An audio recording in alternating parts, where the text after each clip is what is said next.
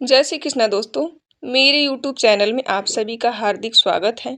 दोस्तों, आज के इस वीडियो में हम जानेंगे कि तुलसी के पास एक बार दिया जलाने से क्या होता है, इसके क्या फल प्राप्त होते हैं। दोस्तों, सनातन हिंदू धर्म में तुलसी के पौधे का महत्व सबसे अधिक है। इसकी सबसे पहले पूजा भगवान विष्णु जी ने की थी। श्री हरि कहते हैं, जिस प्रकार देवी लक्ष्मी से वैकुंठ को ऐश्वर्य प्राप्त है, उसी प्रकार वैकुंठ में तुलसी के कारण ही पवित्रता प्राप्त है। पृथ्वी लोक पर जिस स्थान पर भी तुलसी का पौधा होगा, उस स्थान पर कभी बुराई का वास नहीं होगा। ऐसा स्थान सबसे अधिक पवित्र होगा। इसी कारण से हमें हमारे घर में तुलसी का पौधा अवश्य ही लगाना चाहिए। तुलसी के पास दीपक जलाने से क्या होता है, आइए जानते हैं इस प्राचीन महान कथा के माध्यम से, जो भगवान श्री कृष्ण ने देवी सत्यभामा को सुनाई है। दोस्तों, एक समय की बात है। देवी सत्यभामा भगवान श्री कृष्ण के पास आकर उनसे पूछने लगी, हे स्वामी, आपने मुझे तुलसी के पौधे को जल देने का महात्म्य तो सुनाया है, लेकिन तुलसी के पास दीपक जलाने का क्या महात्म्य है? रोज शाम को तुलसी के पास दीपक क्यों जलाया जाता है? इससे मनुष्य को कौन सा फल प्राप्त होता है? तुलसी के पास दीपक जलाने की विधि क्या है तथा दीपक लगाते समय कौन से मंत्र का उच्चारण करना चाहिए? कृपया आप मुझे विस्तार से बताइए। भगवान श्री कृष्ण कहते हैं, हे देवी, आज तुमने समस्त संसार के कल्याण की भावना से बहुत ही उत्तम प्रश्न किया है। तुम्हारे इस प्रश्न का उत्तर देने से पूर्व मैं तुम्हें एक प्राचीन इतिहास सुनाता हूँ, जिससे तुम्हें तुम्हारे सभी प्रश्नों के उत्तर मिल जाएंगे। शाम को तुलसी के पास दीपक जलाने से जो फल मिलता है, उसी का वर्णन मैं इस कथा में करूँगा। इसलिए तुम इस कथा को ध्यानपूर्वक सुनना। इस कथा को ध्यान से पूरा सुनने मात्र से ही मनुष्य को 100 वर्षों तक तुलसी के पास दीपक जलाने का पुण्य प्राप्त होता है। देवी सत्यभामा कहती है, हे प्रभु, मैं कथा को सुनने के लिए उत्सुक हूँ। कृपया आप इस कथा को मुझे सुनाइए। मैं इस कथा को ध्यानपूर्वक सुनूंगी। तब भगवान श्री कृष्ण देवी सत्यभामा को वह कथा सुनाने लगते हैं। हे देवी, पूर्व काल की बात है। दक्षिण दिशा में तुंगभद्रा नाम की एक बहुत बड़ी नदी थी। उसी नदी के किनारे हरिहरपुर नाम का एक अत्यंत सुंदर नगर बसा हुआ है। उसी नगर में हरि दीक्षित नाम के एक ब्राह्मण निवास करते थे। वे अत्यंत गुणवान, चरित्रवान, धर्म कार्य करने वाले तथा वेदों के मार्ग पर चलने वाले थे। उन्होंने समस्त शास्त्रों का अध्ययन किया हुआ था।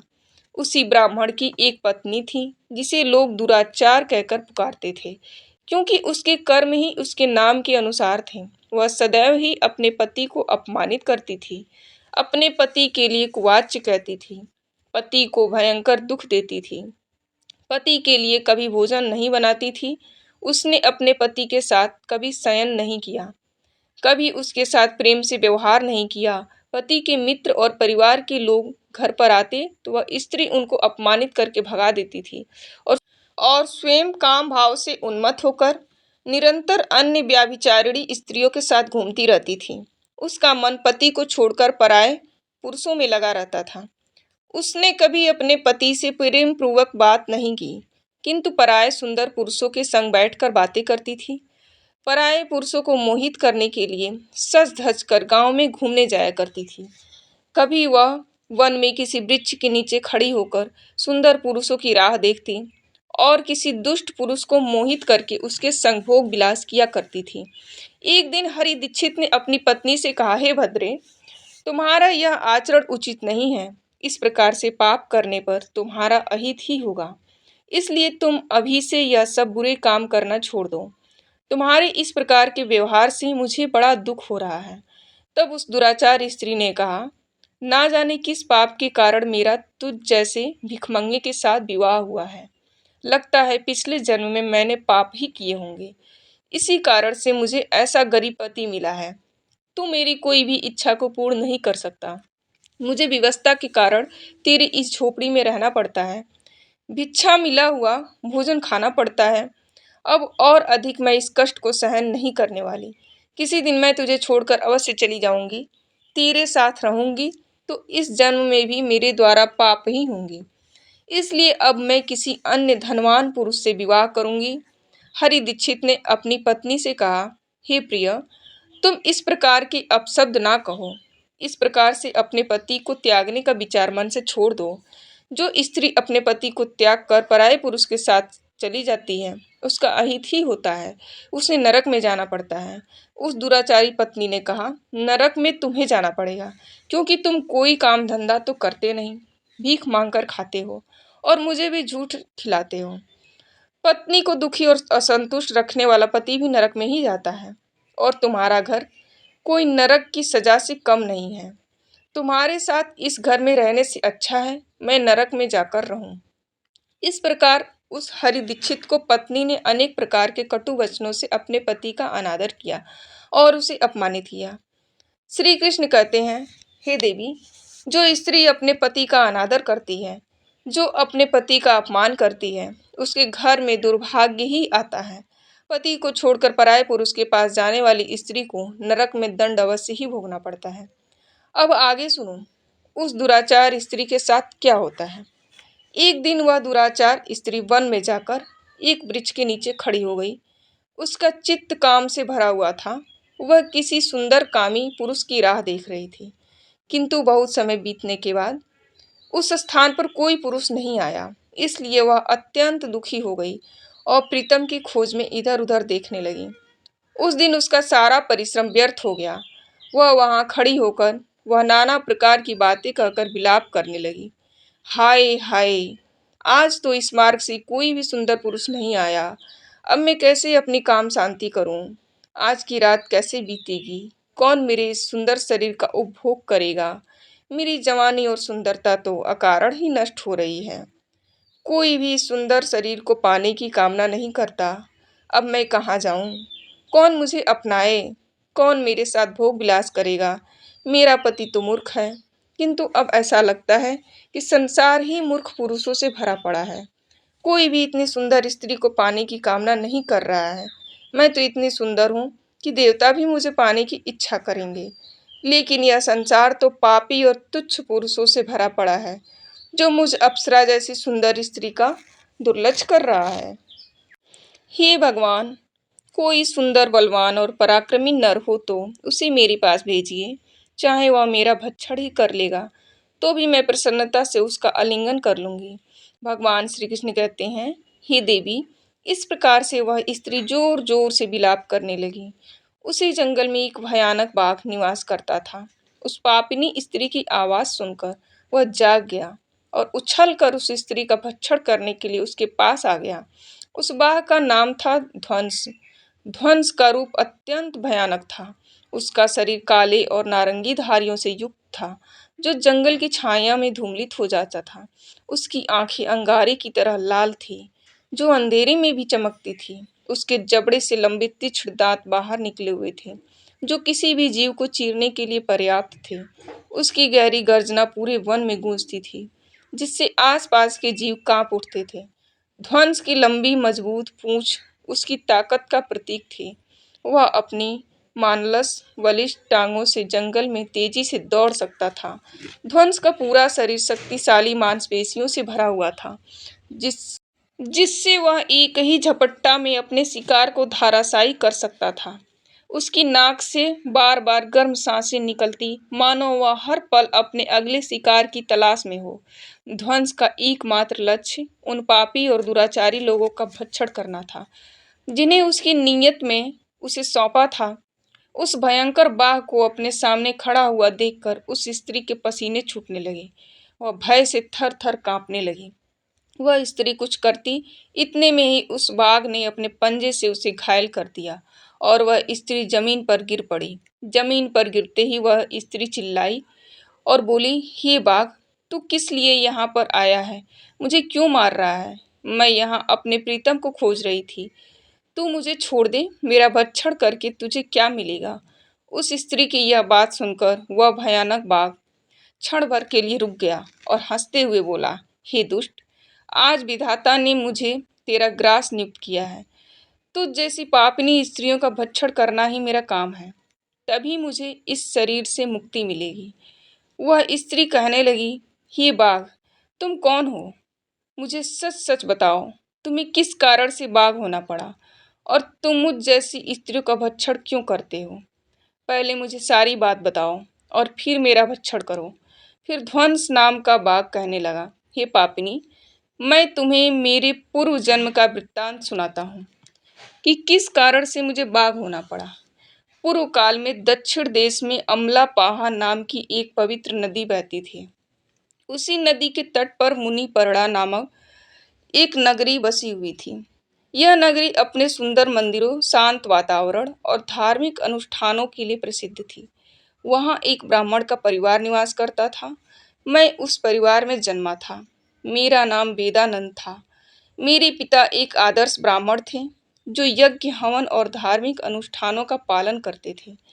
उस बाघ ने आगे कहा, हे स्त्री, मैंने अपनी किशोरावस्था में वेदों का अध्ययन किया और यज्ञ आदि धार्मिक कार्यों में पारंगत हो गया। लेकिन जैसे जैसे मैं बड़ा हुआ, मेरे मन में धन का लोभ बढ़ता गया। अनेक यज्ञों का आयोजन किया, लेकिन वे यज्ञ धार्मिक उद्देश्य से नहीं बल्कि धन संग्रह के लिए थे। उन पापियों के लिए भी यज्ञ करता था जो धर्म से दूर थे और उनके घर का भोजन करता था। मैंने धन के लोभ में उनके अनैतिक कार्यों का समर्थन भी किया। धर्म के मार्ग से भटकते हुए मैंने उन वस्तुओं का दान भी स्वीकार किया जिन्हें मुझे नहीं लेना चाहिए। मेरा मन इतना लोभी हो गया था कि मैं ऋण के बहाने दूसरों से धन लेता, फिर उसे कभी वापस नहीं करता। मैंने अनेक प्रकार के छल कपट किए और इस प्रकार पाप करते हुए कई वर्ष बीत गए। समय के साथ मेरा शरीर कमजोर हो गया, बाल सफेद हो गए, आंखें धुंधली हो गई और मुंह के दांत गिर गए। परंतु धन का लोभ अब भी मेरे मन से नहीं गया और मैं पाप करता रहा। उस बाघ ने अपने दुख भरे स्वर में आगे कहा, एक दिन धन के लालच में मैं फिर से नदी के किनारे गया। वहां मैंने अन्य धूर्त ब्राह्मणों के साथ मिलकर लोगों को ठगा। हम सभी ने झूठे मंत्रों का उच्चारण किया और बिना विधि विधान के ही देवी देवताओं का पूजन किया। इसका उद्देश्य केवल अधिक से अधिक धन प्राप्त करना था। हमने लोगों को धर्म के नाम पर धोखा दिया। उस दिन मैंने काफी धन एकत्र किया, लेकिन उसी समय मेरे साथ एक भयानक घटना हुई। मैं उसी नदी के तट पर बैठा हुआ था। तभी एक बीमार और भटकता हुआ कुत्ता मेरे पास आया। मैंने उसे दुत्कार कर भगा दिया, लेकिन वह क्रोध में आकर मेरे पैर काट लिया। मैं मूर्छित होकर गिर पड़ा। उसी क्षण मेरे प्राण निकल गए। मेरी मृत्यु के बाद यम के दो दूत प्रकट हुए। वे काले और भयानक रूप वाले थे और उनके हाथों में जंजीरें थीं। उन्होंने मुझे पकड़ लिया और यमपुरी की ओर ले चले। यमपुरी में मुझे यमराज के सामने खड़ा किया गया। यमराज ने अपने दिव्य सिंहासन से चित्रगुप्त को आदेश दिया कि वे मेरे कर्मों का लेखा जोखा प्रस्तुत करें। चित्रगुप्त ने बड़े ही गंभीर स्वर में कहा, हे धर्मराज, यह ब्राह्मण जिसका नाम देवानंद है, अपने जीवन में घोर पाप किए हैं। इसने धर्म के नाम पर लोगों को ठगा, झूठे मंत्रों का उच्चारण किया, यज्ञ किए और भगवान का अपमान किया। यह धन के लालच में धर्म से दूर हो गया। इसने कभी भी धर्म का पालन नहीं किया, इसलिए यह पापी ब्राह्मण नरक जाने के योग्य है। फिर यमराज ने अपने दूतों को आदेश दिया, इस पापी को नरक की अग्नि में डाल दो। यह वहां जाकर अपने कर्मों का फल भोगे। इसके बाद मुझे नरक की भयंकर अग्नि में डाल दिया गया। बरसों तक मैंने वहां की यंत्रणा सहन की। मेरी आत्मा को भयंकर पीड़ा सहनी पड़ी। अनेक वर्षों की सजा के बाद मेरे पाप के कारण मुझे बाघ का शरीर प्राप्त हुआ और मैं इस दुर्गम वन में निवास करने लगा। ध्वंस ने अपनी कहानी को समाप्त करते हुए कहा, अपने पूर्व जन्म के पापों का प्रायश्चित करते हुए मैंने संकल्प लिया कि मैं कभी भी महात्मा, साधु पुरुष या सती स्त्रियों का भक्षण नहीं करूंगा। मैं केवल उन पापियों, दुराचारियों और उल्टा स्त्रियों का ही भक्षण करता हूँ जिन्होंने अपने जीवन में अधर्म के मार्ग पर चलकर दूसरों को दुख दिया है। मुझे विश्वास है कि ऐसा करने से मुझे मेरे पापों से मुक्ति मिलेगी और मैं इस शरीर से जल्द ही मुक्त हो जाऊंगा। श्री कृष्ण कहते हैं, हे देवी, इस प्रकार से उस बाघ ने अपने पूर्व जन्म का वृत्तांत सुना दिया और उस स्त्री से कहने लगा, हे पापिनी, तेरे आचरण से तू उल्टा दिखाई देती है। अपने पति को छोड़कर तू इस वन में अन्य पुरुषों के साथ भोग विलास करने के लिए आई है, इसलिए आज तू मेरा ग्रास अवश्य बनेगी। इतना कहकर उस बाघ ने अपने तीक्ष्ण नखों से उस पापी स्त्री को मारकर उसे खा लिया और फिर वह बाघ उस स्थान से चला गया। उस स्त्री की मृत्यु के बाद उस स्थान पर यम के 2 दूत प्रकट हुए और उस पापिनी स्त्री को उठाकर संयमनीपुरी ले गए। वहां उसे यमराज के सामने खड़ा किया गया। चित्रगुप्त ने उस स्त्री का लेखा जोखा निकालते हुए यम से कहने लगी, हे धर्मराज, यह स्त्री तो अत्यंत पापिनी है। इसने घोर पाप किए हैं। इसने व्यभिचार किया है। इसने अपने पति की कभी सेवा नहीं की। अपने पति को भूलकर पराये पुरुषों के संग भोग विलास किया करती थी। उसके पापों को सुनकर यमराज अत्यंत क्रोधित हो गए और उन्होंने उस स्त्री को अग्नि से भरे हुए कुंडों में डालने का आदेश दिया। यमराज के आदेश को सुनकर वह स्त्री अत्यंत भयभीत हो गई और फिर वह दुराचार स्त्री यमराज से कहने लगी, हे धर्मराज, कृपया मुझे मेरे पापों के लिए क्षमा करें। मैंने यह अनजाने में पाप किए हैं। कृपया मुझे प्रायश्चित का अवसर प्रदान करें। यमराज कहते हैं, हे स्त्री, तुमने जो पाप किए हैं वे निंदनीय हैं। तुम्हारे पापों के लिए कोई प्रायश्चित नहीं है। जो स्त्री अपने पति का त्याग करती है, अपने पति को छोड़कर पराये पुरुष के संग विवाह करती है, उसे निश्चित ही नरक में जाना पड़ता है। इसलिए अब तुम्हें नरक की यातनाएं भोगनी ही पड़ेगी। फिर यमराज ने अपने दूतों से कहा, हे दूतों, इस पापी स्त्री को ले जाओ और इसे भयंकर नरक में डाल दो। यह उसी के योग्य है। फिर यम के दूत उस स्त्री को नरक में ले जाते हैं। फिर अनेक वर्षों तक उसे जलते हुए तेल के कुंड में पकाया गया। फिर उसे निकालकर नरक में डाल दिया गया। इस प्रकार से उसे अनेक वर्षों तक अलग अलग नरक में डाला गया। नरक में कष्ट भोगने के बाद वह महापापिनी स्त्री पुनः पृथ्वी लोक पर आकर चांडालिन के रूप में उत्पन्न हुई। चांडाल के घर में जन्म लेकर वह फिर से अनेक पाप करने लगी, व्यभिचार करने लगी, अनेक पापी पुरुषों के संग विवाह करने लगी। फिर कुछ समय बाद पूर्व जन्म के पापों के कारण उसे कोढ़ का रोग हो गया और वह भयानक पीड़ा सहन करने लगी। उसका अंग अंग जलने लगा। उसके नेत्रों में पीड़ा होने लगी। इस दुख को सहन करती हुई वह दिन बिताने लगी। फिर एक दिन वह तीर्थ में स्नान करने के उद्देश्य से अंतपुर में चली गई। वहां पर वह एक आश्रम के बाहर निवास करने लगी। उस आश्रम में एक तुलसी का पौधा था। अन्य स्त्रियों को वहां पर तुलसी के पास दीपक जलाते हुए देखकर उस पापी स्त्री को बड़ा आश्चर्य हुआ। फिर एक दिन वहां जाकर निवास करने वाले एक साधु से उस स्त्री ने पूछा, हे साधु महाराज, यह कौन सा पौधा है और यह स्त्रियां इसके नीचे दीपक क्यों जलाती हैं? तब उस साधु ने कहा, हे कल्याणी, यह अत्यंत पवित्र तुलसी का पौधा है। इसके दर्शन करने मात्र से ही संकटों का नाश होता है। इस तुलसी को जल देने से देवी देवताओं की कृपा प्राप्त होती है तथा इस पवित्र पौधे के पास दीपक जलाने से समस्त पाप नष्ट होते हैं। उस साधु की बात सुनकर उस स्त्री को बड़ी प्रसन्नता हुई और उसने साधु से कहा, हे साधु महाराज, यदि कोई अत्यंत पापिनी स्त्री भी इसके पास दीपक जलाएगी तो उसके पाप नष्ट होंगे। क्या वह साधु कहते हैं, हे पुत्री, यह सत्य है। यदि किसी स्त्री ने घोर पाप भी किए हों तब भी उसके पास दीपक जलाने से उसके पाप नष्ट होते हैं। उसके सभी जन्मों के पाप भी तुलसी के पास दीपक जलाने से नष्ट होते हैं। किंतु हे पुत्री, तुम कौन हो और किस कारण से यह प्रश्न पूछ रही हो? वह स्त्री कहती है, हे साधु महाराज, मैं महापापिनी हूँ। मैंने व्यभिचार किया है तथा अनेक प्रकार के पाप किए हैं।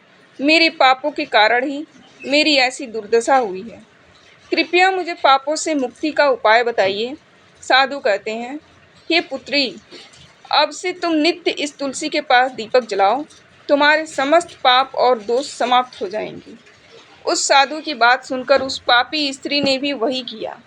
उसने तुलसी के पास पौधे को दीपक जलाया और प्रतिदिन जलाने लगी। इस प्रकार से वह स्त्री नित्य उसी स्थान पर तुलसी के पास दीपक जलाने लगी। तो उसी समय उसकी हृदय फटने से उसकी मृत्यु हो गई और वह वहीं जमीन पर गिर पड़ी। फिर यमराज के 2 दूत उस स्त्री को यमलोक ले जाने के लिए उस स्थान पर प्रकट हुए। जैसे ही यम के दूत उस पापी स्त्री को पास में बांध कर ले जाने लगे, भगवान विष्णु के 2 पार्षद उस स्थान पर प्रकट हुए। वे दिव्य पार्षद अत्यंत तेजस्वी और दिव्य आभा से युक्त थे। उनके शरीर से स्वर्णिम प्रकाश की किरणें निकल रही थीं, जो चारों ओर का अंधकार दूर कर देती थी। उनका रूप इतना मोहक और दिव्य था कि उन्हें देखकर किसी का भी मन श्रद्धा से भर जाता। उनके चेहरे पर शांत मुस्कान थी, जो अपार करुणा और दया का प्रतीक थी। उनके वस्त्र रत्न जड़ित और रेशमी थे, जो नीले और सुनहरे रंग में चमक रहे थे, मानो स्वयं वैकुंठ का सौंदर्य उनके व्यक्तित्व में समाया हो।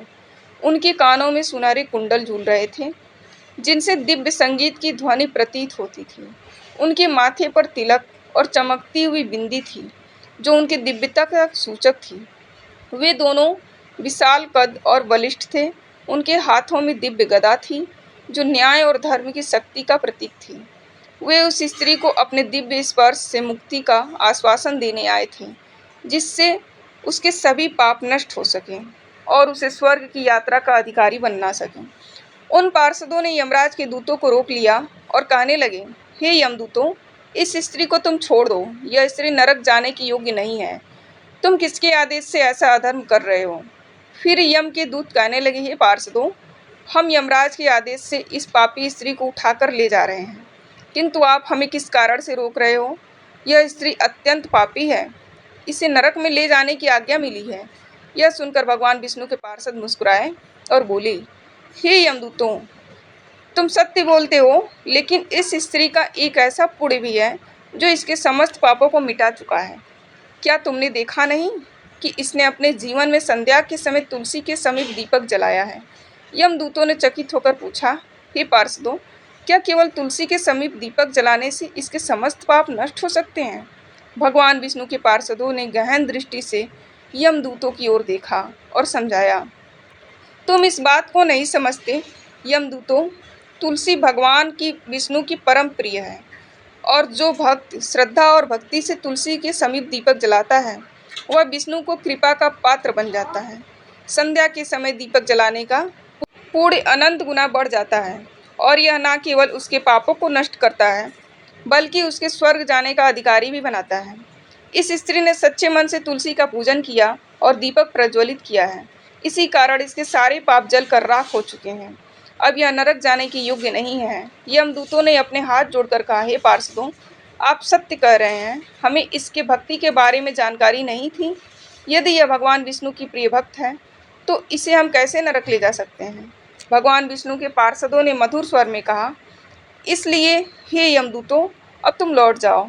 इस स्त्री ने तुलसी की सेवा की है, वह उस दीपक की रोशनी में अपने सारे पापों को भस्म कर चुकी है।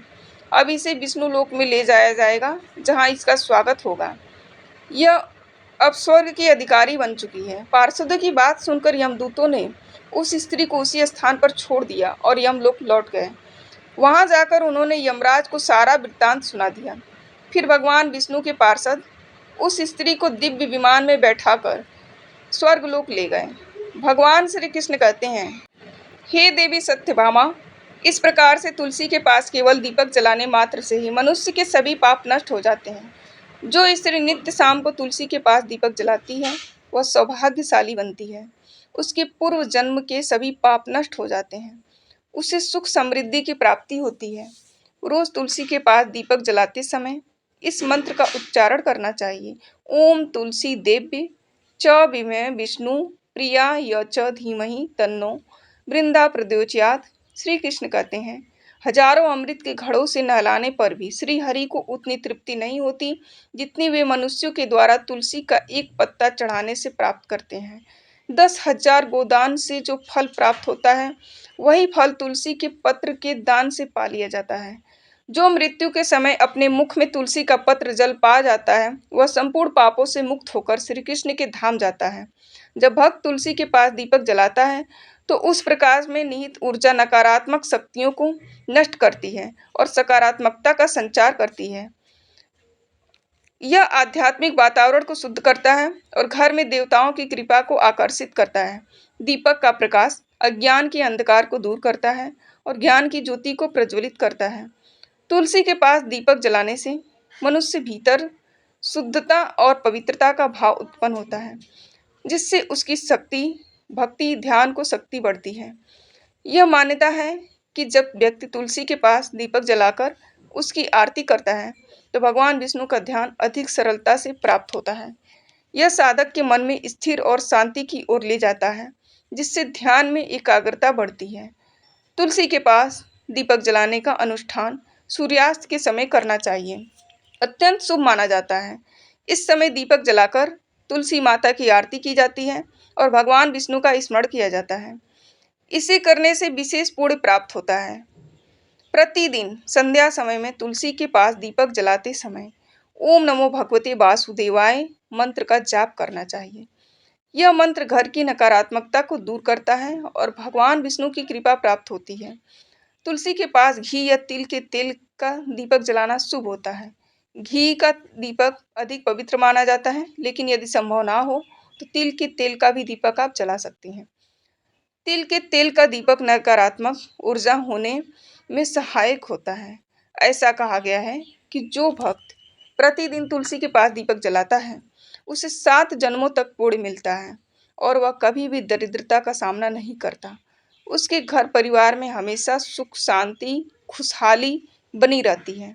धार्मिक ग्रंथों में वर्णित है कि तुलसी के पास दीपक जलाने से पितृदोष, गृह दोष, काल सर्प दोष जैसी बाधाएं भी दूर हो सकती हैं।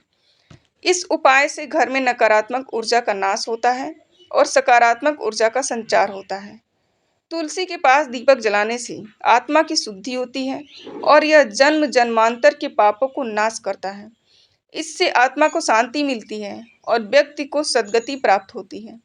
यह भी कहा गया है कि यदि कोई व्यक्ति जीवन के अंतिम दिनों में तुलसी के पास दीपक जलाकर भगवान का स्मरण करता है तो उसे मृत्यु के बाद यमदूतों का भय नहीं रहता और उसे सीधे भगवान के धाम में स्थान मिलता है।